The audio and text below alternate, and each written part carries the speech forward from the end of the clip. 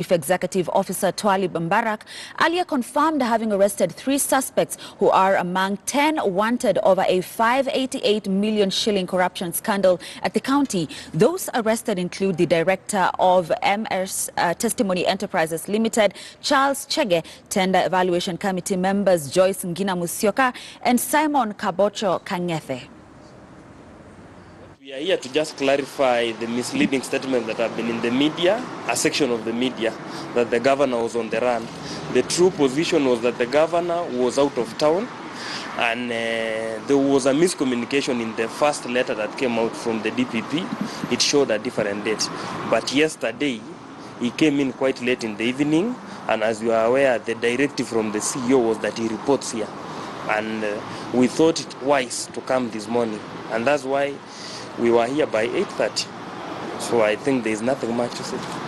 You cannot run away from the justice system unless we are a different country. But in this country, you can't run away from the justice system. We have the police, the NIS, the DCI, and even the EACC themselves. So it is not possible to say that a governor who was a police escort ran away. So I think also we need to clarify some of those things.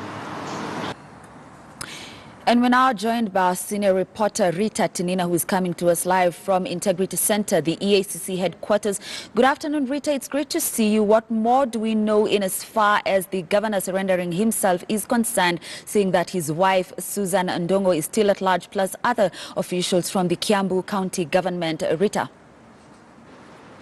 Well, a very good afternoon to you, Grace, and it has been a long morning for the Kiambu governor, which will most likely be a long afternoon and perhaps a long day for him. As you mentioned, he came here early this morning, 4 hours later, over 4 hours later, he's still being interrogated here at the EACC headquarters. We are told his wife Susan is expected here this afternoon, and this follows that warrant which was issued on Friday by the Director of Public Prosecutions, Nuruddin Haji. But his lawyer, as you had earlier there, Grace, insisting that the governor was not on the run, that he was out of town. But some critics would argue, where is that in the country that the governor would not have presented himself before the police within a day? And where is that the police or investigators could not reach him if he was not in hiding? Last week, Grace, remember in that case of the Kimwarer and Aror dams, when the DPP issued that warrant of arrest where he ordered the arrest of at least 27 people. Some were arrested when they were out of town. The NEMA Director General was arrested in Meru. So where was that the Kiambu governor was, if not in hiding, that he could not present himself before the police? As you indicated earlier, now there are 5 officials in custody. The Kiambu governor himself, this morning also the officer in charge of roads in Kiambu County, Lucas Wahinya, also presented himself, and the 3 other officials were arrested yesterday.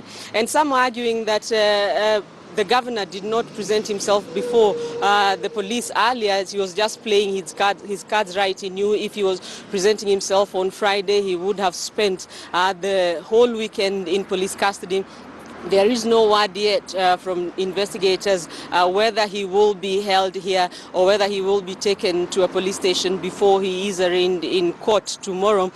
This time it is unlikely that he will be getting any anticipatory bail. Remember, he has been arrested over the same issue that he was arrested for in May this year, when officers raided his Runda home and they held him for a whole day. But that day he managed to get anticipatory bail, 500,000 shillings. He was given by Kiambu Magistrate Brian Haemba. That got the magistrate in trouble. He was suspended by the CJ, the CJ noting that that was not proper. The magistrate had in fact earlier on said he was on sick leave and just came to court to issue that bail. So today there is no likelihood that the governor will be getting any anticipatory bail, and he is expected in court tomorrow. Over, as you mentioned, there are 588 million shillings worth of tenders that were issued to companies associated with the Kiambu governor. When they interrogated him earlier in May, it was about those tenders. It was about a building that he has acquired in the Central Business District. But by then they could not present him in court. But when he issued that warrant of arrest on Friday, the DPP indicating that he has enough evidence to prove that tenders were irregularly issued by the Kiambu county government to the governor and companies associated with him and his wife as well. And Grace, I seem to have lost you there, so I will just hand back to you. Rita, if you can hear me. Okay, Rita, we'll be